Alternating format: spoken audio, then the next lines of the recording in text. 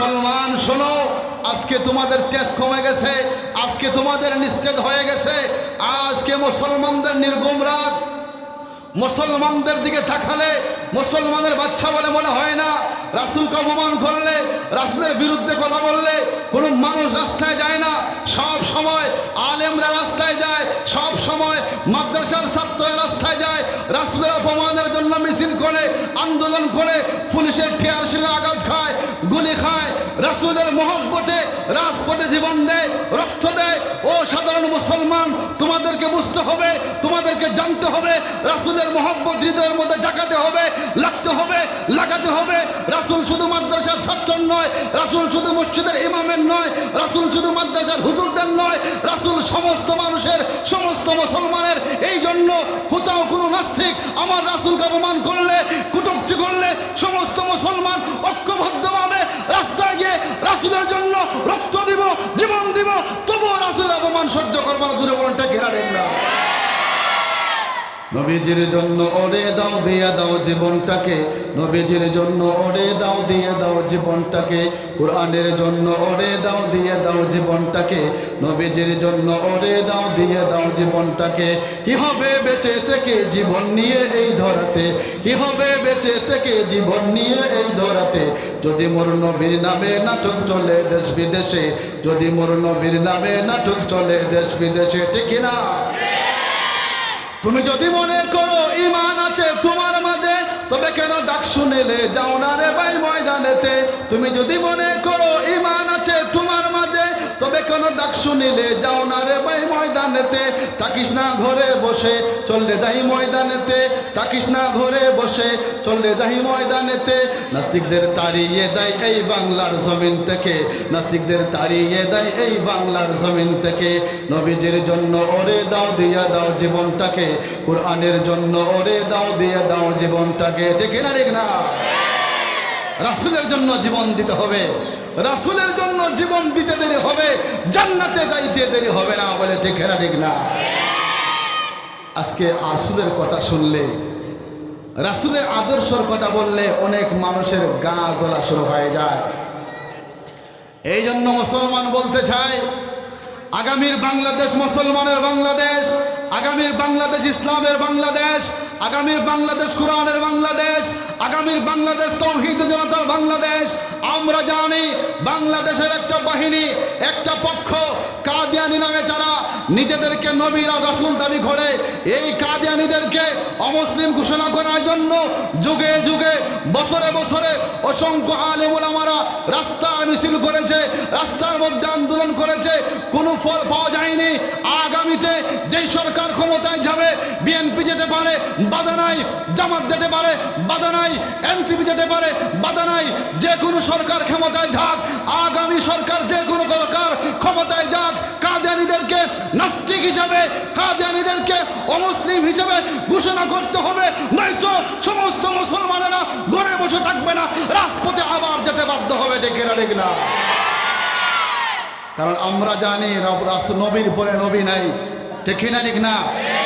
আমার নবী শ্রেষ্ঠ নবী, আমার নবী আখেরি নবী, আমার নবী শেষ নবী, আমার নবী জিন্দা নবী, আমার নবী হায়াতের নবী। নবীর পরে নবী নাই, সংসদে আনছাই, জুড়ে বলি নবীর পরে নবী নাই, নবীর পরে নবী নাই। আগামী যে কোনো সরকার যাবে, যে কোনো সরকার যাক, আমাদের তাতে কোনো বাধা নাই, কিন্তু কাদিয়ানীদেরকে অমুসলিম ঘোষণা করতে হবে, এটা আমাদের প্রাণের দাবি, মুসলমানের দাবি, সমস্ত আপামর মুসলমানের দাবি, ঠিক না? ঠিক না?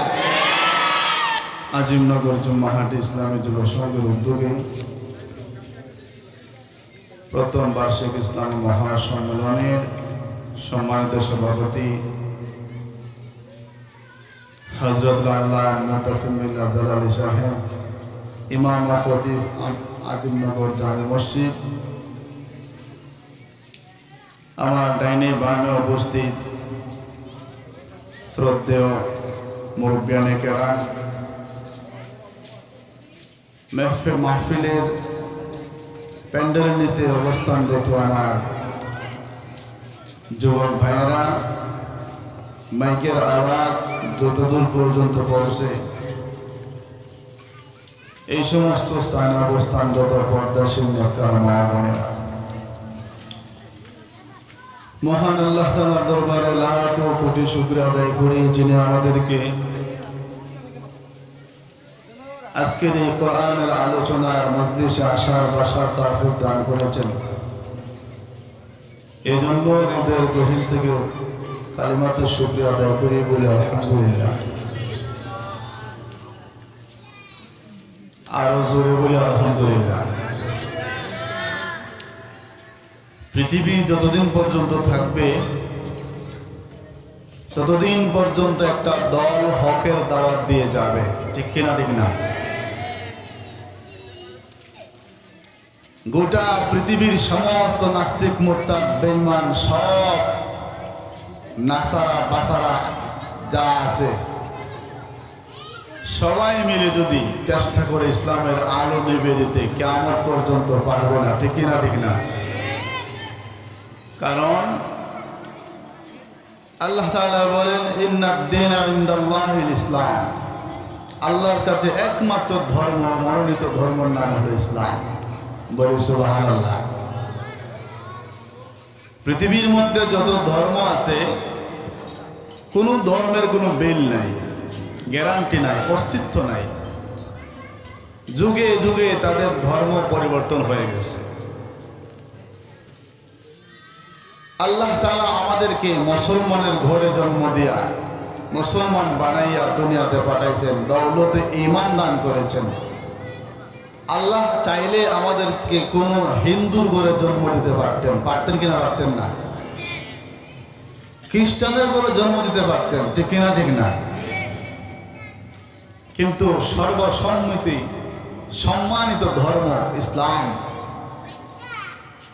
যেই ধর্মের নাম শুনলে গভীরভাবে শ্রদ্ধা ভক্তি বের হয়ে যায়, এই ধর্মে আপনাকে আমাকে আল্লাহ তাআলা জন্ম দিয়ে কোরআন এবং হাদিস মোতাবেক চলার চেষ্টা করা এবং আল্লাহর জমিনে আল্লাহর ইবাদত করার সুযোগ করে দিয়েছেন। এই জন্য আবারও বলি আলহামদুলিল্লাহ, জোরে বলি আলহামদুলিল্লাহ। সামনে তো নির্বাচনে তো খুব গলা ফাটাইয়া অমুক ভাইয়ের মার্কা, অমুক ভাইয়ের চরিত্র ফুলের মতো পবিত্র, মানে যা গলার মধ্যে আওয়াজ, সব আওয়াজ শুধু নির্বাচনের বেলায়। কিন্তু কোরআন মাহফিলের আয়োজনের মধ্যে আসলে গলার আওয়াজ বোঝা যায়, কমে যায়, ঠিক না ঠিক না? অথচ রাসূল সাল্লাল্লাহু আলাইহি ওয়াসাল্লাম বলেন, বান্দা যখন তার হৃদয় থেকে আল্লাহর নাম জপে, তার যতটুকু আবেগ তার ভিতর থেকে আল্লাহর নাম জপার সময় বের হবে, সেই পরিমাণ তার ঈমানের পরীক্ষা নেওয়া হবে। সুবহানাল্লাহ। তাহলে অমুক ভাইয়ের চরিত্র ফুলের মতো পবিত্র বইলা সারাদিন চিল্লাইলেও কোনো লাভ আসেনি। পৃথিবীতে একজন মানুষের চরিত্র ফুলের মতো পবিত্র, যার আগে পরে পিছনে সামনে বামে ডাইনে বামে কোনো রকমের কোনো কলঙ্ক নাই। ওনার নাম কি সবাই বলে দেখি, পারবো কিনা পারি না? মুহাম্মদ রাসূলুল্লাহ সাল্লাল্লাহু আলাইহি ওয়াসাল্লামের চরিত্র এত সুন্দর ছিল, আখলাক এত সুন্দর ছিল, বলতে গেলে ওনাকেই বলতে হবে মুহাম্মদ রাসূলুল্লাহর চরিত্র ফুলের মতো পবিত্র, ঠিক না ঠিক না? এছাড়া যত আছে সবার কিছু না কিছু বেজার আছে। বেটা 5 ওয়াক্ত নামাজ পড়ে না, মুখে দাড়ি নাই, মাথায় টুপি নাই, পাগড়ি নাই, সুন্নতি লেবাস নাই, রাসূলের সুন্নত নাই, আদর্শ নাই, এই মানুষ কি কোনোদিন ফুলের চাইতে পবিত্র হইতে পারে? তাহলে ফুলের চাইতে পবিত্র একমাত্র কে? মুহাম্মদ রাসূলুল্লাহ সাল্লাল্লাহু আলাইহি ওয়াসাল্লাম। এই জন্য ভাইয়েরা আমার, বন্ধুরা আমার, খুব হুঁশিয়ার কথা বলতে হবে। রাসূল সাল্লাল্লাহু আলাইহি ওয়াসাল্লাম বলেন, কিয়ামতের আগে এমন একটা যুগ আসবে, মানুষের হাতের মধ্যে কয়লা আংটা, আগুনের আংটা বা কয়লা হাতের তালুতে রাখলে যেমনভাবে কষ্ট হবে, একজন মানুষ আখিরি জামানায় তার ঈমানটাকে ধরে রাখতে তখন কষ্ট হবে। সুবহানাল্লাহ। রাসূল সাল্লাল্লাহু আলাইহি ওয়াসাল্লামের প্রতি ভালোবাসা দেখাইয়া কোরআন এবং হাদিসের আলোকে যেন আল্লাহ তাআলা আপনাকে আমাকে আমাদের জীবন অতিবাহিত করার তৌফিক দান করেন। সকলে বলে আমিন। প্রিয় হাজিরিন, আমি আপনাদের সামনে মহাগ্রন্থ আল কুরআনুল কারীমের ছোট্ট একখানা আয়াত তেলাওয়াত করেছি। অসংখ্য গণিত হাদিস থেকে একখানা হাদিসও পাঠ করেছি। হাদিস এবং কোরআনের আলোকে আপনাদের সামনে কিছু কথা বলবো। আল্লাহ রাব্বুল আলামিন কোরআনুল কারীমের মধ্যে বলেন, ইয়া আইয়ুহাল্লাযীনা আমানুত্তাকুল্লাহ ওয়া কুনু মা'আস সাদিকিন। হে ঈমানদারেরা, তোমরা সত্যবাদীদের সাথী হয়ে যাও। আল্লাহকে ভয় করো, সত্যবাদীদের সাথী হও। রাসূল বলেন, আখলিস দীনাকা ইয়াকফিকাল আমালুল কারীম। তোমার ঈমানকে মজবুত করো, অল্প আমলেই নাজাতের জন্য যথেষ্ট হবে। বলি সুবহানাল্লাহ। এত এত আমল করা, ইবাদত করার কথা বলা হয় নাই। আপনি 5 ওয়াক্ত নামাজ পড়েন, রমজানের 30টা রোজা রাখেন, হালাল মতো জীবনযাপন করেন, খাবারের মধ্যে ভেজাল নাই, ব্যবসার মধ্যে ভেজাল নাই, কথার মধ্যে মিথ্যা নাই। ফরজ বিধানগুলো যদি মেনে মেনে আপনি জীবন পরিচালনা করতে পারেন, এতটুকুই আপনার জন্য নাজাতের জন্য ওসিলা হয়ে যাবে। বলি সুবহানাল্লাহ।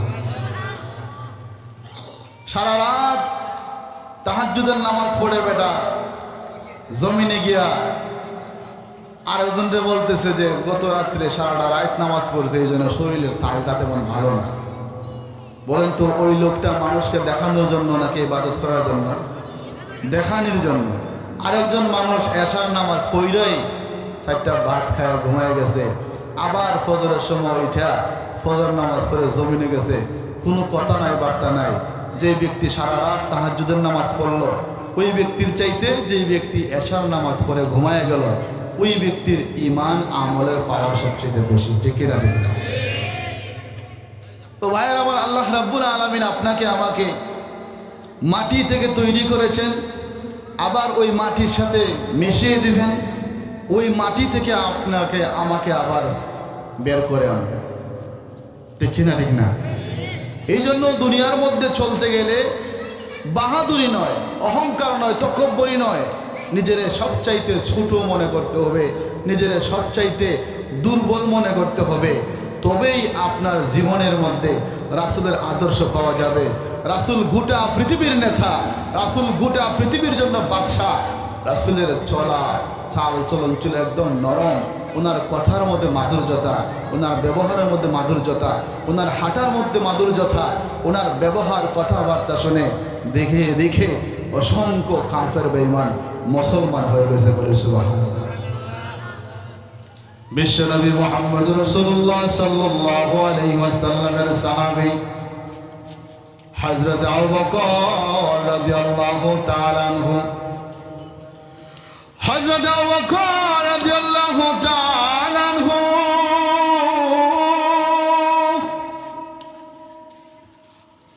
বিশ্বনবী মুহাম্মদ রাসূলুল্লাহ সাল্লাল্লাহু আলাইহি ওয়াসাল্লামের পরে খেলাফতি পাইলেন। মুহাম্মদ রাসূলুল্লাহ সাল্লাল্লাহু আলাইহি ওয়াসাল্লাম যখন দুনিয়া থেকে চলে গেলেন, হযরত আবু বকর রাদিয়াল্লাহু তাআলা আনহুর উপর খেলাফতি আসলো, রাষ্ট্র পরিচালনার দায়িত্ব। আজকে আমাদের সমাজের মধ্যে কোনো মানুষ যদি একটা ওয়ার্ডের মেম্বার হয়ে যায়, একটা ওয়ার্ডের সাধারণ সম্পাদক হয়ে যায়, একটা ওয়ার্ডের সভাপতি হয়ে যায়, রাস্তা দিয়ে হাঁটার সময় তার জুতার আওয়াজে মানুষের ঘুম ভেঙে যায়, নবাবী চলা। ঠিক কিনা? ঠিক না? ও বন্ধুরা, আমার ভাইয়ের আমার, আবু বকর রাদিয়াল্লাহু তাআলা আনহু যখন খলিফাতুল মুসলিমিন দায়িত্ব গ্রহণ করলেন, আবু বকর রাদিয়াল্লাহু তাআলা আনহু একজন বুড়ির বাড়িতে প্রতিদিন রাত্রের বেলায় বুড়ির কাপড় কাইসা দেয়, ঘরটা গুছায় দেয়। উমর রাদিয়াল্লাহু তাআলা আনহু বলেন, বুড়িমা, আগামীকাল এসে আমি তোমার ঘরটারে মুছা দিব, ঘরটারে গোছায় দিব। সকালবেলা হযরত উমর রাদিয়াল্লাহু তাআলা আনহু আয়েশা দেখে বুড়িমার ঘরটা গোছানো সাজানো, বলল, বুড়িমা গো, আমি তো বলেছিলাম সকালবেলা তোমার ঘরটা সাজায় দিব, ঘরটা সুন্দর করে গোছায় দিব। কে তোমার ঘরটা গোছায় দিল? বুড়িমা বলে, ওমর, রাতের গভীরে ফজরের উপর পড়ে একটা যুবক এসে আমার ঘরটারে সাজায় দিয়েছে, তার চেহারা আমি দেখি নাই। উমর রাদিয়াল্লাহু তাআলা আনহু বলেন, ও বুড়িমা, তাহলে ফজরের পরে আমি আগামীকাল আসবো, আইসা তার আগে আপনার ঘরটার আমি পৌঁছা দেব। রাসূল সাল্লাল্লাহু আলাইহি ওয়াসাল্লামের সাহাবী হযরত আবু বকর রাদিয়াল্লাহু তাআলা আনহু এর পরের দিন আবার ফজরের নামাজের পর পরে আইসা বুড়ির ঘরটা মুছায়া দিলেন। এর পরের দিন ওমর রাদিয়াল্লাহু তাআলা আনহু ফজরের পর আইসা দেখে বুড়ির ঘরটাকে সুন্দর করে সাজায় দিয়েছে। এবার ওমর বলে, ও বুড়িমা, আজকে 2 দিন যাবত আমি সুযোগ খুঁজতেছি তোমার ঘরটা সাজায় দেওয়ার জন্য, গোছায় দেওয়ার জন্য। বুড়িমা গো, কে জানি আমার আগে আগে এসে তোমার ঘরটা মুছা দিয়ে যায়। ও বুড়িমা, তাহলে ঠিক আছে, আমি আগামীকাল ফজরের নামাজের আগে আইসা তোমার ঘরটা মুছা দেব। এর পরের দিন যখন হযরত উমর ফজরের আগে বুড়িমার ঘরের মধ্যে গেল, তাকায় দেখে ফজরের আগে কে যেন এসে বুড়িমার ঘরটারে সুন্দর করে সাজায় গুজায় দিছে। বলি সুবহানাল্লাহ। এবার হযরত উমর রাদিয়াল্লাহু তাআলা আনহু আশ্চর্য হয়ে গেলেন। আশ্চর্য হইয়া বুড়িমাকে জিজ্ঞাসা করলেন, বুড়িমা, আজকে 3 দিন যাবত তোমার ঘরটা সাজাইবার জন্য আমি আসি, সুযোগ পাই না। ও বুড়িমা, কে জানি তোমার ঘরটা সাজায় দেয়া যায়? বুড়িমা বলে, আমি বৃদ্ধ মানুষ, আমার চোখে ভালো করে দেখতে পারি না, মাথায় পাগড়ি, মুখের মধ্যে লম্বা দাড়ি, ওই লোকটা প্রতিদিন আইসা আমার ঘরটারে মুছা দেয়া যায়। ওমর রাদিয়াল্লাহু তাআলা আনহু বললেন, তাহলে ওই লোকটা কোন রাস্তা দিয়ে আসে তুমি আমার একটু দেখায় দাও। বুড়িমা বলে, ও উমর, ওই দেখো পিছনে একটা রাস্তা আছে, ওই রাস্তা দিয়ে আমার ঘরের মধ্যে ওই লোকটা চুপি চুপি ঢুকে আমার ঘরের সমস্ত কাপড় কাচড় ধুইয়া, আমার থালা বাসন মাজিয়া, ঝাড়ু দিয়া আমার ঘরটারে গোছায় গাছায় যায়। উমর রাদিয়াল্লাহু তাআলা আনহু বলেন, তাহলে ঠিক আছে, আগামীকাল ওই লোকটাকে আমি ধরতে হবে। উমর রাদিয়াল্লাহু তাআলা আনহু রাস্তার মধ্যে দাঁড়ায় রইলেন। ফজরের নামাজের আগে তাহাজ্জুদের সময় হঠাৎ করে দেখা যায় রাস্তা দিয়ে লম্বা জুব্বা পরে গেত, মাথার মধ্যে পাগড়ি, লম্বা দাড়ি একটা লোক আস্তে আস্তে হেঁটে হেঁটে ওই বুড়িমার ঘরের দিকে আসতেছে। উমর রাদিয়াল্লাহু তাআলা আনহু রাস্তার মধ্যে দাঁড়াইয়া সালাম দিলেন, আসসালামু আলাইকুম ওয়া রাহমাতুল্লাহ।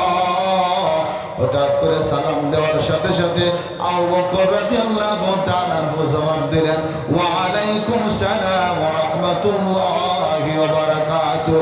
উমর রাদিয়াল্লাহু তাআলা আনহু দেখা চিনে পালাইলেন, উনি তো আর কেউ নয়, খলিফাতুল মুসলিমিন আবু বকর।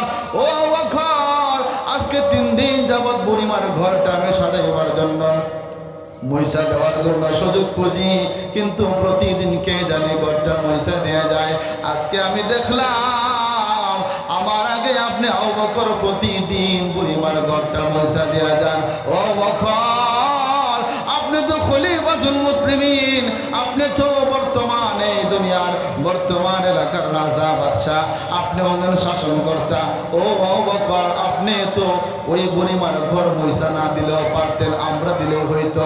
আবু বকর রাদিয়াল্লাহু তাআলা আনহু বলেন, ওমর, কালকে কিয়ামতের ময়দানে ওই বুড়িমা যদি আমার কথা আল্লাহর কাছে জবাব দিই, আমার কথা আল্লাহর কাছে নালিশ করে, তখন আমি আবু বকর আল্লাহর কাছে জবাব দিয়ে করতে পারবো না। জোরে বলি সুবহানাল্লাহ।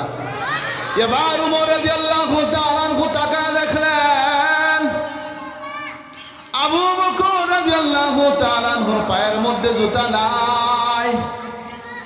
ও বকর, মদিনার মধ্যে ছোট ছোট কংক্রিট আছে, পাথর আছে। হঠাৎ করে একজন মানুষের পায়ের মধ্যে কংক্রিট পাথর লাগলে ব্যথা লাগে, ঠিক কিনা ঠিক না? সারাদিন আপনি খালি পায়ে হাঁটাহাঁটি করেন, হঠাৎ করে যখন আপনার পায়ের মধ্যে একটা কংক্রিট পাথরের টুকরা লাগবে, আপনার সাথে সাথে পায়ের মধ্যে ব্যথা লাগবে, ঠিক কিনা ঠিক না? ও বকর, আপনি খলিফাতুল মুসলিমিন। ও বকর, আল্লাহর রাসূল যার সবচাইতে বড় সম্মান, আপনার সবচাইতে বড় সম্মান। আবু বকর, আপনার পায়ের মধ্যে জুতা নাই কেন বলেন? আবু বকর রাদিয়াল্লাহু তাআলা আনহু বলেন, ও ভাই ওমর, আমার পায়ের মধ্যে কেন আমি জুতা রাখি না জানো নি? রাত বাজে এখন 3টা, আমি যদি জুতা লাগাইয়া রাস্তায় রাস্তায় হেঁটে হেঁটে আসি আর আমার খরমের আঘাতে পাথরের সাথে যখন লাগবে, খরমের আঘাতে পাথরের মধ্যে লাগলে ঠাস ঠাস শব্দ হবে। ওই ঠাস ঠাস শব্দ শুনে যদি কোনো ঘুমন্ত মানুষ জাগ্রত হয়ে যায়, তার ডিস্টার্ব হয়ে যায়, সে যদি ঘুম ভেঙে যায়, কালকে কিয়ামতের ময়দানে আল্লাহর কাঠ গড়ায় যারায় যদি বলে, ও আল্লাহ, আবু বকরের পায়ের জুতার আওয়াজের কারণে আমার ঘুম ভেঙে গেছে, আমি আবু বকর আল্লাহ রাব্বুল আলামিনের কাছে জবাব দেওয়ার মতো কিছু থাকবে না। সুবহানাল্লাহ। কথার গভীরতা বুঝছেন? আজকে আমাদের সমাজের মধ্যে সাধারণত নেতা হইলে, ওয়ার্ডের নেতা হইলে, উপজেলা তো অনেক পড়ে, ইউনিয়ন তো অনেক পড়ে, একটা পাড়া প্রতিবেশী মহল্লার একটা নেতা হইলেও তার দাম্ভিকতার কারণে, তার অহংকারের কারণে তার সামনে কথা বলা যায় না। ঠিক কিনা? ঠিক না? অথচ ওমর রাদিয়াল্লাহু তাআলা আনহু খলিফাতুল মুসলিমিন, হযরত মুহাম্মদ রাসূলুল্লাহ সাল্লাল্লাহু আলাইহি ওয়াসাল্লামের পরে যার সম্মান, উনি খলিফাতুল মুসলিমিন হওয়ার পরেও পায়ের মধ্যে জুতা দেয় না। কারণ রাস্তায় দিয়ে হাঁটলে যখন, আগে তো খরম মাঞ্জে পাও লাগাইতো, আগে তো কাঠের খরম ছিল, যখন এই পাথরের সাথে কাঠের খরম ঠাস ঠাস শব্দ করবে আর পাশের ঘরের কোনো মানুষের ঘুম যখন ভেঙে যাবে, আমার এই আওয়াজের কারণে যখন ঘুম ভেঙে যাবে, ওই লোকটা যদি আল্লাহর কাছে নালিশ করে, আমি আবু বকর আল্লাহর কাছে জবাব দিতে পারবো না, এই জন্য আমি রাতের বেলা জুতা লাগাই না। বলি সুবহানাল্লাহ। ও দুনিয়ার নেতারা, ও দুনিয়ার লিডারেরা, আবু বকর রাদিয়াল্লাহু তাআলা আনহুর এই সেই রাত থেকে, ঘটনা থেকে তুমি শিক্ষা গ্রহণ করো। কোথায় তুমি আর কোথায় আবু বকর, কোথায় উসমান আর কোথায় আসমান? ঠিক না? ঠিক না? যদি আমরা সাহাবায়ে কেরামের দিকে তাকাই, তাহলে আমরা বুঝতে পারবো তারা দুনিয়ারও বাদশা, আখিরাতেও বাদশা, অথচ তাদের চাল চলন কেমন ছিল। হযরত ওমর রাদিয়াল্লাহু তাআলা আনহু বলেন, এ ভাই সাউন্ড ঠিক না ভাই, চিল্লায় আওয়াজ করলে ভালো লাগতো না আজকে, বেডবেডি হয়। ওমর রাদিয়াল্লাহু তাআলা আনহু বলেন, ও ভাই আবু বকর, আপনার জীবনের একদিনের ইবাদত আপনি আমারে দিয়া দেন, আর আমার গোটা জিন্দেগীর ইবাদতের সওয়াব আপনি নিয়ে নেন। সুবহানাল্লাহ। ওমর রাদিয়াল্লাহু তাআলা আনহু বলেন, ভাই আবু বকর, আমার জীবনে যত রকমের নেকি আছে, যত রকমের ভালো আমল আছে, সব কিছু আপনি আবু বকর নিয়ে যান, কিন্তু আপনি আমারে আপনার একটা রাতের ইবাদতের সওয়াব আপনি আমারে দিয়া দেন। সুবহানাল্লাহ। ওমর রাদিয়াল্লাহু তাআলা আনহুর কথা শোনার পরে আবু বকর রাদিয়াল্লাহু তাআলা আনহু চোখের পানি ফেলাইয়া বলে, ওমর রে, আমার জানা মতে আমার জীবনে এত বড় কোনো আমল নাই, তোমার গোটা জিন্দেগীর আমল আমি নিয়ে নিব, আর একটা রাতের আমল তোমার আমি দিয়ে দেবো, এটা কোন দিনের আমল? ওমর রাদিয়াল্লাহু তাআলা আনহু বলেন, ভাই আবু বকর, আল্লাহ তাআলার নির্দেশে রাসূল যখন হিজরত করার জন্য আপনার এই নিয়ে মক্কা ছেড়ে মদিনায় গেছিল, ওই দিন গুহার মধ্যে আপনি রাসূলের সাথে যে ইবাদত করেছিলেন, ওই দিন রাসূল যেভাবে আপনার উপর খুশি হয়েছিল, ওই খুশির সবটা আমারে দেয়া দেন, আর আমার জিন্দেগীর সমস্ত সওয়াব আপনি নিয়ে নেন। সুবহানাল্লাহ। বন্ধুরা আমার, ভাইয়ের আমার, এদিন কোন ইবাদত করেছিলেন? কাফের বেঈমানদের থারা খেয়ে যখন আপনার আমার নবী মুহাম্মদ রাসূলুল্লাহ সাল্লাল্লাহু আলাইহি ওয়াসাল্লাম আবু বকরকে নিয়ে গুহার মধ্যে ঢুকছিলেন, মনে আছে এই ঘটনা? রাসূল সাল্লাল্লাহু আলাইহি ওয়াসাল্লাম যখন মক্কা ছেড়ে মদিনায় যায়, কাফেররা যখন পিছনে দাওয়া করলো, তাড়া করলো, আবু বকর রাদিয়াল্লাহু তাআলা আনহু দেখলেন বিশাল বড় একটা গর্ত, গুহা। বললেন, নবী গো, ওই গর্তের ভিতরে আপনি আগে ঢুকবেন না, আমি আগে ঢুকি, পরিষ্কার করে আপনাকে আমি নিয়ে যাব। রাসূল সাল্লাল্লাহু আলাইহি ওয়াসাল্লামকে বাহিরে রেখে আবু বকর রাদিয়াল্লাহু তাআলা আনহু সুন্দর করে গুহাটারে গুছাইলেন, পরিষ্কার করে রাসূলকে বললেন, ওগো রাসূল, এবার আসেন, আপনি এখানে আরাম করেন। রাসূল সাল্লাল্লাহু আলাইহি ওয়াসাল্লাম সফর অবস্থায় ক্লান্ত শরীর নিয়ে ক্লান্ত দেহ নিয়া যখন গুহার ভিতরে ঢুকলেন, আবু বকর রাদিয়াল্লাহু তাআলা উত্তরে হুজুরের জন্য বালিশ বানায় দিলেন। বলে সুবহানাল্লাহ। রাসূল সাল্লাল্লাহু আলাইহি ওয়াসাল্লামের জন্য আবু বকরের হাঁটু, আবু বকরের উরাতটারে বালিশ বানায় দিলেন। ওই বালিশ মনে করে রাসূল সাল্লাল্লাহু আলাইহি ওয়াসাল্লাম ঘুমায় গেলেন। হঠাৎ করে আবু বকর দেখে এই গর্তের ভিতর থেকে একটা সাপ বারবার ছবি মারে, কারে জানে ছোবল মারবে। আবু বকর রাদিয়াল্লাহু তাআলা আনহু নিজের শরীরের জামা ছিঁড়ে ছিঁড়ে ছিঁড়ে প্রত্যেকটা গর্ত ডেকে দিলেন। আবু বকর রাদিয়াল্লাহু তাআলা আনহু ভাবলেন হয়তো এই সাপটা আমাকেও তোমার রাসূলকে ছোবল মারবে, এই জন্য সমস্ত গর্তটা ডেকে দিলেন কাপড় দিয়া। একটা পর্যায়ে যখন আবু বকরের কাছে আর কোনো কাপড় নাই, একটা গর্ত বাকি আছে, এমত অবস্থায় আবু বকর রাদিয়াল্লাহু তাআলা আনহু নিজের পা মুবারক দিয়া ওই গাঁথা গর্তটাকে ডেকে দিলেন। ওই গর্তটাকে ঢাকার সাথে সাথে ওই সাপটা ছটপট করে যখন বের হতে পারে না, আবু বকর রাদিয়াল্লাহু তাআলা আনহুর পায়ের মধ্যে ছোবল মেরে দিয়েছে। আবু বকর রাদিয়াল্লাহু তাআলা আনহুর সারা শরীর বিষে বিষাক্ত হয়ে গেছে, কিন্তু খাবার খাওয়ার পরে আবু বকর পাও সরান নাই। কারণ যদি পাও সরায় তাহলে আমারে তো সুবল মেরেছে, আমার নবীরও যদি সুবল মেরে দেয় আমি আল্লাহ রাব্বুল আলামিনের কাছে কি জবাব দেব? আবু বকর রাদিয়াল্লাহু তাআলা আনহু পায়ের মধ্যে সাপের সুবল খায় কিন্তু পাও সরায় না। হঠাৎ করে যখন আবু বকর কান্না শুরু করে দিল, চোখের পানি গড়িয়ে গড়িয়ে চেহারা মুবারক বেয়ে বেয়ে যখন রাসূলের চেহারা মুবারকের মধ্যে পড়লো, এমনি করে রাসূলের ঘুম ভেঙে গেল। রাসূল বলে আবু বকর, ও বকর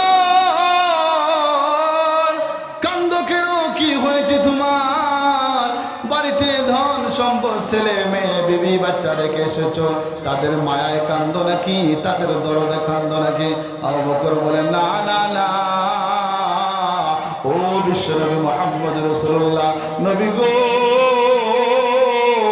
আমি আমার ছেলের জন্য কান্দি না, মেয়ের জন্য কান্দি না। ও রাসূলুল্লাহ একটা গর্তের মধ্যে একটা সাপ আমার সুবল মেরে দিয়েছে। রাসূল এই কথা বলার পরে উমর আবু বকর রাদিয়াল্লাহু তাআলা আনহুকে রাসূল বলার পরে যখন গর্তের ভিতর থেকে সাপটাকে বের করে জিজ্ঞেস করলেন, যে সাপ তোর এত বড় সাহস, তোর এত বড় দুঃসাহস, আমার সফর সঙ্গীর সাথে তুই আমার আবু বকরের পায়ের মধ্যে সবল মেরেছিস। এবার সাপটা আল্লাহর কাছে ওয়াদা করে, আল্লাহর কাছে আরজি করে, আল্লাহ আপনি আমার জবানটা খুলে দেন। আল্লাহ তাআলা সাপের জবান খুলে দিল। সাপ রাসূলকে সালাম দেয়, আসসালাতু ওয়াসসালামু আলাইকা ইয়া রাসূলুল্লাহ, আসসালাতু ওয়াসসালামু আলাইকা ইয়া হাবিবাল্লাহ, আসসালাতু ওয়াসসালামু আলাইকা ইয়া সাইয়্যিদুল মুরসালিন, আসসালাতু ওয়াসসালামু আলাইকা ইয়া রাহমাতাল লিল আলামিন। নবী গো বয়স কত বয়স আমার বছর কয়েক হাজার বছর। আমি তাওরাত কিতাবের মধ্যে শুনেছিলাম দয়াল নবী রাহমাতুল লিল আলামিন এই দিকে যাবেন আর এই গুহার মধ্যে অবস্থান করবেন। ওই দিনের পর থেকে নিয়ে আমি আল্লাহ তাআলাকে বলেছিলাম, আল্লাহ আপনি আমারে মুহাম্মদের চেহারা না দেখাইয়া মৃত্যুবরণ দিও না। আল্লাহ তাআলা আমার ওই ওয়াদা, আমার এই দোয়া কবুল করেছেন। আমি আপনার জন্য প্রতিদিন প্রতি রাত্রে এই গর্তের মধ্যে থেকে থেকে আপনার অপেক্ষা করি। আজকে যখন আপনি এই গর্তের মধ্যে ঢুকলেন, আপনার চেহারা দেখার জন্য আমি ছটফট করতে শুরু করে দিলাম। আপনার সাহাবী আবু বকর আমাকে না দেখার জন্য আমাকে বের হতে দেয় না, সমস্ত গর্ত ডেকে দিয়েছে। একটা পর্যায়ে তার পা মুবারক দিয়া গর্তটা ডেকে দিল। আমি আপনাকে দেখার জন্য ইয়া রাসূলুল্লাহ, ইয়া হাবিবাল্লাহ, আমি আবু বকরকে মারার জন্য সুবল মারি নাই, আপনার নুরানি চেহারা দেখার জন্য আমি আবু বকরের পায়ের মধ্যে সুবল দিয়া তার পাটারে সরাইয়া আপনার চেহারা দেখার জন্য সুবল দিয়েছিলাম। আরো জোরে বলা যাবে না সুবহানাল্লাহ। রাসূল সাল্লাল্লাহু আলাইহি ওয়াসাল্লাম আবু বকর রাদিয়াল্লাহু তাআলা আনহুর এই দিনের ইবাদতটা, এই দিনের ত্যাগ, এই দিনের কষ্টটা আল্লাহর কাছে এত পছন্দ হয়েছে, আল্লাহ রাব্বুল আলামিন তার আমল নামার মধ্যে এত নেকি দিয়েছেন, এত পছন্দ হয়েছে যে কারণে উমর রাদিয়াল্লাহু তাআলা আনহু বলেন, ভাই আবু বকর, আমার জিন্দেগির সমস্ত ইবাদত আপনি নিয়ে আনেন, আর আপনার জীবনের একদিনের রাতের ইবাদতের সওয়াবটা আমারে দেয়া দেন। সুবহানাল্লাহ। কোন দিনের সওয়াব বলছেন? ওই যে গুহার ভিতরে ঢুকছেন ওই দিনের সওয়াব। রাসূল সাল্লাল্লাহু আলাইহি ওয়াসাল্লাম বলেন, আমার আবু বকরের প্রতি আল্লাহ তাআলা এমন খুশি হয়েছেন, দুনিয়ার মধ্যে আমার পরে সব চাইতে বেশি সম্মানী আমার আবু বকর। বলে সুবহানাল্লাহ। আরো জোরে বলে সুবহানাল্লাহ। ও মুসলমান শোনো, আজকে তোমাদের তেজ কমে গেছে, আজকে তোমাদের নিস্তেজ হয়ে গেছে। আজকে মুসলমানদের নির্গম রাত, মুসলমানদের দিকে তাকালে মুসলমানের বাচ্চা বলে মনে হয় না। রাসূলকে অপমান করলে, রাসূলের বিরুদ্ধে কথা বললে কোনো মানুষ রাস্তায় যায় না। সব সময় আলেমরা রাস্তায় যায়, সব সময় মাদ্রাসার ছাত্ররা রাস্তায় যায়, রাসূলের অপমানের জন্য মিছিল করে, আন্দোলন করে, পুলিশের টিয়ার শিলে আঘাত খায়, গুলি খায়, রাসূলের মহব্বতে রাজপথে জীবন দেয়, রক্ত দেয়। ও সাধারণ মুসলমান, তোমাদেরকে বুঝতে হবে, তোমাদেরকে জানতে হবে, রাসূলের মহব্বত হৃদয়ের মধ্যে জাগাতে হবে, লাগতে হবে, লাগাতে হবে। রাসূল শুধু মাদ্রাসার ছাত্র নয়, রাসূল শুধু মসজিদের ইমামের নয়, রাসূল শুধু মাদ্রাসার হুজুরদের নয়, রাসূল সমস্ত মানুষের, সমস্ত মুসলমানের। এই জন্য কোথাও কোনো নাস্তিক আমার রাসূলকে অপমান করলে, কটূক্তি করলে, সমস্ত মুসলমান ঐক্যবদ্ধভাবে রাস্তায় গিয়ে রাসূলের জন্য রক্ত দিব, জীবন দিব, তবুও রাসূলের অপমান সহ্য করবার জন্য বলটা ঘেরা দেন না। নবীজির জন্য ওরে দাও দিয়ে দাও জীবনটাকে, নবীজির জন্য ওরে দাও দিয়ে দাও জীবনটাকে, কোরআনের জন্য ওরে দাও দিয়ে দাও জীবনটাকে, নবীজির জন্য ওরে দাও দিয়ে দাও জীবনটাকে। কি হবে বেঁচে থেকে জীবন নিয়ে এই ধরাতে, কি হবে বেঁচে থেকে জীবন নিয়ে এই ধরাতে, যদি মোর নবীর নামে নাটক চলে দেশ বিদেশে, যদি মোর নবীর নামে নাটক চলে দেশ বিদেশে। ঠিক না? তুমি যদি মনে করো ঈমান আছে তোমার মাঝে, তবে কেন ডাক শুনেলে যাও না রে ভাই ময়দানেতে। তুমি যদি মনে করো ঈমান আছে তোমার মাঝে, তবে কেন ডাক শুনিলে যাও না রে ভাই ময়দানেতে। থাকিস না ঘরে বসে, চললে যাই ময়দানেতে, থাকিস না ঘরে বসে, চললে যাই ময়দানেতে। নাস্তিকদের তাড়িয়ে দেয় এই বাংলার জমিন থেকে, নাস্তিকদের তাড়িয়ে দেয় এই বাংলার জমিন থেকে। নবীজির জন্য ওরে দাও দিয়া দাও জীবনটাকে, কোরআনের জন্য ওরে দাও দিয়া দাও জীবনটাকে। ঠিক না? ঠিক না? রাসূলের জন্য জীবন দিতে হবে, রাসূলের জন্য জীবন দিতে দেরি হবে, জান্নাতে যাইতে দেরি হবে না। বলে ঠিক না? ঠিক না? আজকে রাসূলের কথা শুনলে, রাসূলের আদর্শের কথা বললে অনেক মানুষের গা জ্বলা শুরু হয়ে যায়। এই জন্য মুসলমান বলতে চাই, আগামীর বাংলাদেশ মুসলমানের বাংলাদেশ, আগামীর বাংলাদেশ ইসলামের বাংলাদেশ, আগামীর বাংলাদেশ কোরআনের বাংলাদেশ, আগামীর বাংলাদেশ তৌহিদ জনতার বাংলাদেশ। আমরা জানি বাংলাদেশের একটা বাহিনী, একটা পক্ষ কাদিয়ানি নামে যারা নিজেদেরকে নবী আর রাসূল দাবি করে, এই কাদিয়ানিদেরকে অমুসলিম ঘোষণা করার জন্য যুগে যুগে বছরে বছরে অসংখ্য আলেম ওলামারা রাস্তার মিছিল করেছে, রাস্তার মধ্যে আন্দোলন করেছে, কোনো ফল পাওয়া যায়নি। আগামীতে যেই সরকার ক্ষমতায় যাবে, বিএনপি যেতে পারে, বাধা নাই, জামাত যেতে পারে, বাধা নাই, এনসিপি যেতে পারে, বাধা নাই। যে কোনো সরকার ক্ষমতায় যাক, আগামী সরকার যে কোনো সরকার ক্ষমতায় যাক, কাদিয়ানীদেরকে নাস্তিক হিসাবে, কাদিয়ানীদেরকে অমুসলিম হিসাবে ঘোষণা করতে হবে, নয়তো সমস্ত মুসলমানেরা ঘরে বসে থাকবে না, রাজপথে আবার যেতে বাধ্য হবে। ঠিক না? ঠিক না? কারণ আমরা জানি রাসূল নবীর পরে নবী নাই। ঠিক না? ঠিক না? আমার নবী শ্রেষ্ঠ নবী, আমার নবী আখেরি নবী, আমার নবী শেষ নবী, আমার নবী জিন্দা নবী, আমার নবী হায়াতের নবী। নবীর পরে নবী নাই, সংসদে আনছাই জুড়ে বলি, নবীর পরে নবী নাই, নবীর পরে নবী নাই। আগামী যে কোনো সরকার যাবে, যে কোনো সরকার যাক, আমাদের তাতে কোনো বাধা নাই, কিন্তু কাদিয়ানীদেরকে অমুসলিম ঘোষণা করতে হবে, এটা আমাদের প্রাণের দাবি, মুসলমানের দাবি, সমস্ত আপামর মুসলমানের দাবি। ঠিক না? ঠিক না? কারণ আমরা যারা এখানে আছি, মাইকের আওয়াজ যতদূর যাচ্ছে, সবাই আমরা জানি আমাদের নবী শ্রেষ্ঠ নবী। ঠিক না? ঠিক না? আমাদের নবী আখেরি নবী। ঠিক না? ঠিক না? আমাদের আমাদের নবীর পরে আর কোন নবী আসবে না, ঠিক কিনা ঠিক না? আমাদের নবীর পরে একজন নবী আসবে, ঈসা আলাইহিস সালাতু ওয়াস সালাম। তবে তিনি ওনার দিনের উপরে থাকবেন না, ওনার কিতাবের উপরে থাকবেন না, ওনার ধর্মের উপরে থাকবেন না। ঈসা আলাইহিস সালাতু ওয়াস সালাম দুনিয়াতে আসবেন আমাদের নবীর উম্মত হয়ে, বলি সুবহানাল্লাহ। আমাদের নবীর উম্মত হয়ে কে আসবে? ঈসা আলাইহিস সালাতু ওয়াস সালাম। কেউ যদি বলে হুজুর বলেন কোন নবী আসবে না, তাহলে ঈসা যে আসবে, ঈসা তো আসবে ঠিকই, ঈসার ধর্ম তখন থাকবে না, ঈসার ধর্ম হয়ে যাবে আমাদের ধর্ম, বলি সুবহানাল্লাহ। আপনারা জানেন না চক্রান্ত চলতেছে, কাদিয়ানি একটা গ্রুপ আছে। আজকে আমরা মুসলমান, নবী নবী বলে শুধু বাড়িতে মসজিদের, অথচ রাজনৈতিকভাবে আন্তর্জাতিকভাবে তারাও গোলাম আহমদ কাদিয়ানিকে নবী স্বীকৃতি দেওয়ার জন্য তলে তলে কাজ করতেছে। মুসলমানদের শরীরে রক্ত থাকা পর্যন্ত মুসলমানের দেশে কাদিয়ানিরা রাষ্ট্রীয়ভাবে মুসলিম থাকতে পারবে না।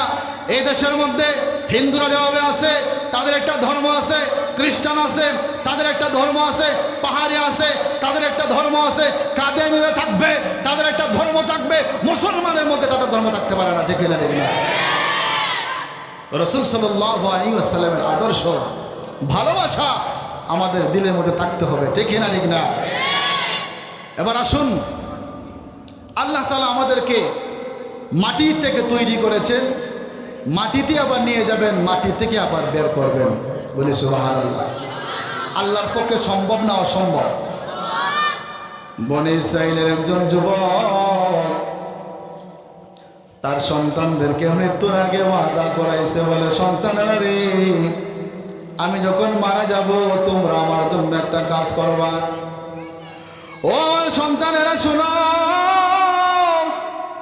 আমি যখন মারা যাব আমারে তোমরা আগুনের মধ্যে জ্বালাইয়া, আগুন দিয়া পুড়াইয়া ছাই বানাইয়া তিনটা অংশ করবা। একটা অংশ সাগরের মধ্যে তোমরা ভাসায় দিবা, আর একটা অংশ বাতাসের মধ্যে তোমরা ছুড়ে দিবা, আর একটা অংশ তোমরা জমিনের মধ্যে পুঁতে দিবা, দাফন দেয়া দিবা।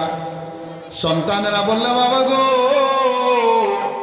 কেন গো বাবা তুমি এই কথা বলতেছো, তোমাকে কেন আমরা পোড়াবো? বাবা বলে, সন্তানেরা রে, জীবনে এমন কোন গুনাহ নাই যেই গুনাহ আমি ছাড়ি নাই, সব রকমের গুনাহ আমি করেছি। ও আমার সন্তানেরা, আল্লাহ রাব্বুল আলামিনের কাছে আমি কি জবাব দিব? এই গুনাহগার যখন আমি কবরের মধ্যে যাব, হাসরের মাঠে যখন আল্লাহ আমার বিচার করবে, আমি কোন মুখে আমি আল্লাহর সামনে দাঁড়াবো?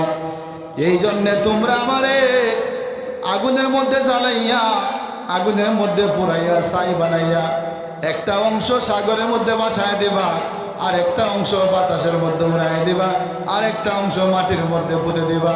তাহলে কি হবে? আল্লাহ আমার আর খুঁজা পাবে না, বলি নাউজুবিল্লাহ।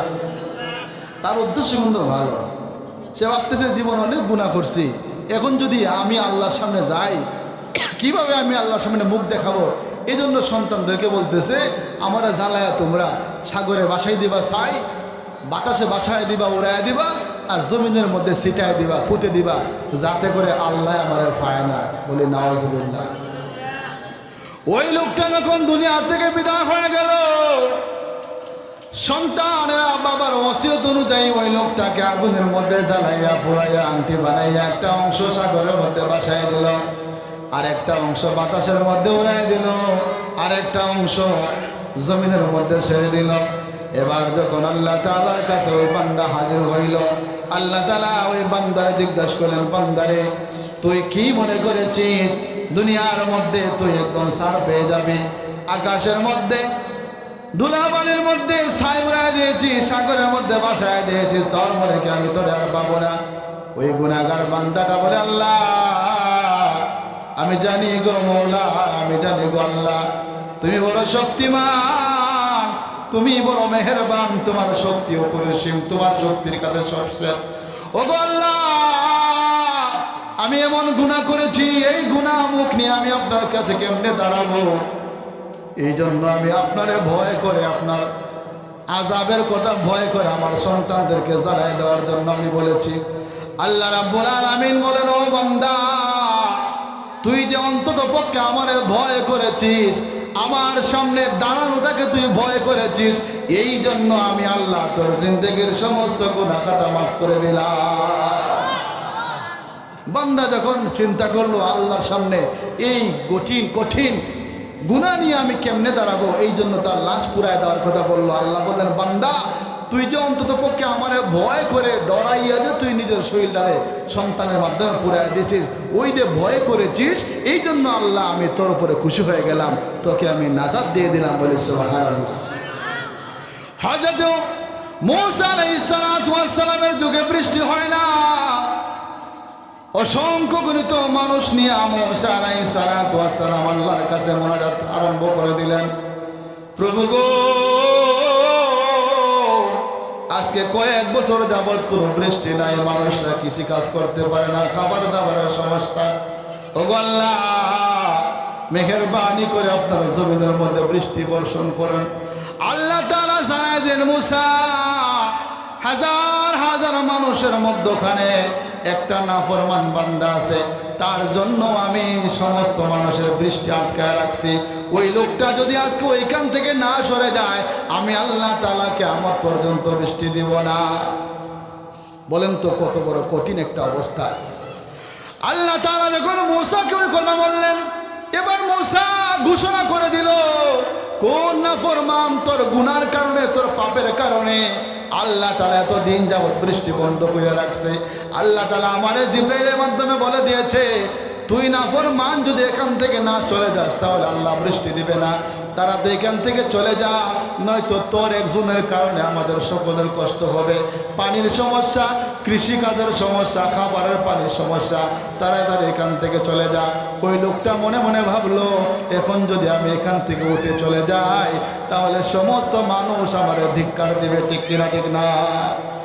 এখন যদি একজন মানুষের এখানের মধ্যে প্রস্রাবে ধরে, ওই লোকটা যদি প্রস্রাব করতে যায় তাহলে সবাই দেখবে ওই লোকটা উঠে যাইতেছে, ঠিক কিনা ঠিক না? এইভাবে যখন ওই লোকটা মনে মনে ভাবতেছে, আল্লাহ, এই হাজার হাজার মানুষের মধ্যে তো আমার মতো গুনাহগার আর কেউ নাই, এখন যদি আমি এখান থেকে উঠে দৌড়ে চলে যাই, সমস্ত মানুষেরা বলবে, ওই দেখো নাফরমান যায়, ওই দেখো নাফরমান যায়, তার কারণে বৃষ্টি বন্ধ ছিল, আমার একটা অপবাদ সারা জীবন লেগে যাবে, ঠিক কিনা ঠিক না? আল্লাহ তাআলার ওই বান্দাটা নিচের দিকে মাথা দিয়া আল্লাহ রাব্বুল আলামিনের দিকে তাকাইয়া নিচে দিয়া মাথা দিয়া গুনগুন সুরে কান্দে, প্রভু গো,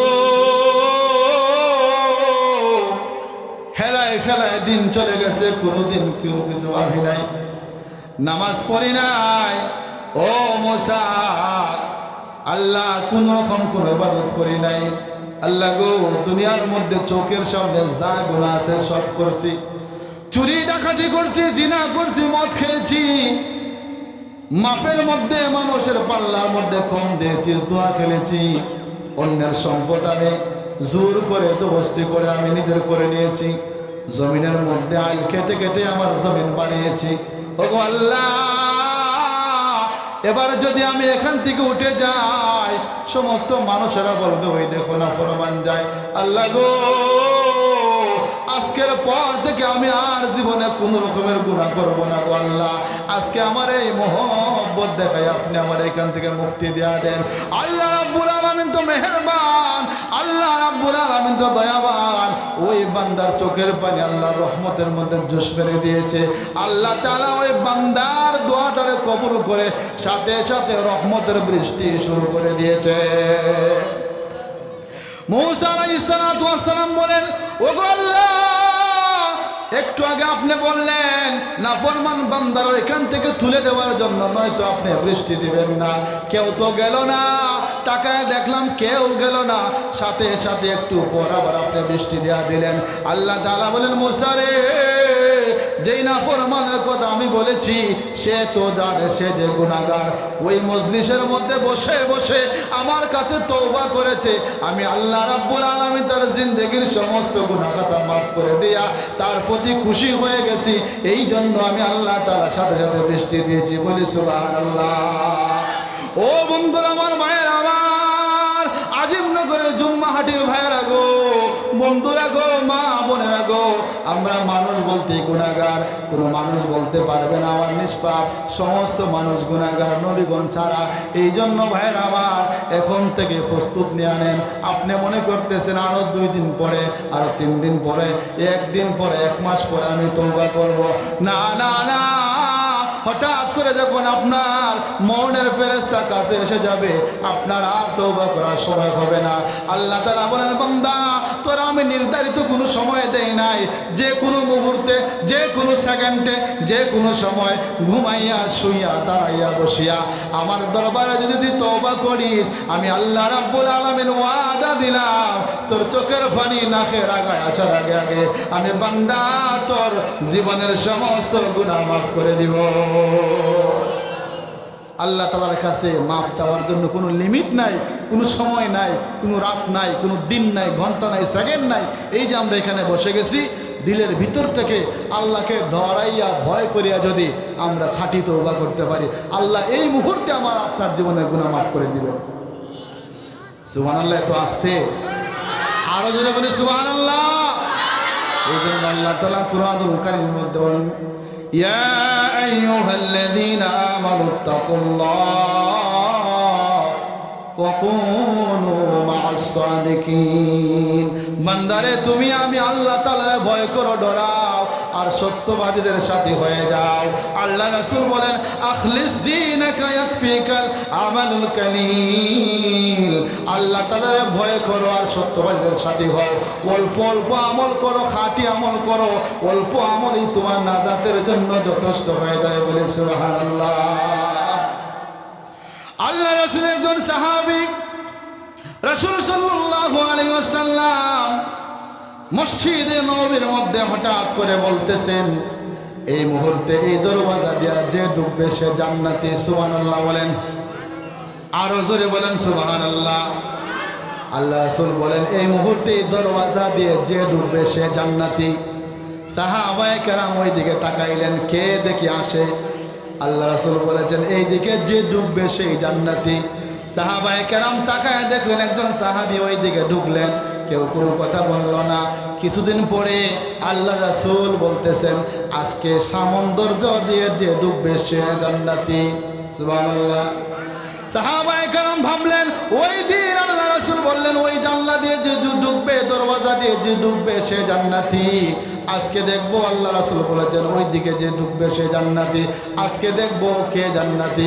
ওই দিন তো একজন সাহাবী দেখলাম, আনসার সাহাবী দেখলাম, আজকে দেখবো কোন সাহাবী? সাহাবায়ে কেরাম লক্ষ্য করে দেখলেন, ওই দিন যেই সাহাবী যেই দরজা দিয়ে ঢুকেছিল, আজকেও ওই সাহাবী ওই দরজা দিয়ে ঢুকতেছে। সুবহানাল্লাহ।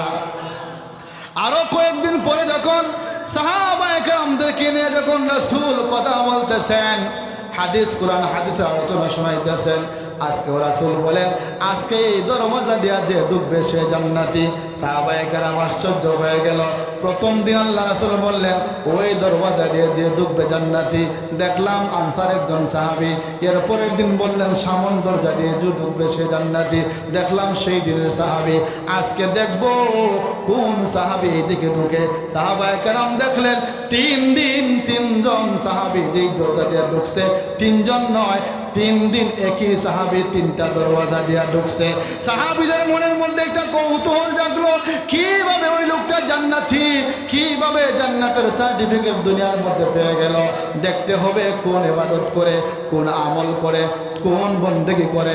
একজন সাহাবী ওই সাহাবীর বাড়িতে চলে গেল, বলল, ভাই আমার বাড়িতে কিছু সমস্যা আছে, কয়েকদিন যাবত আপনার বাড়িতে আমি মেহমানদারি করতে চাই।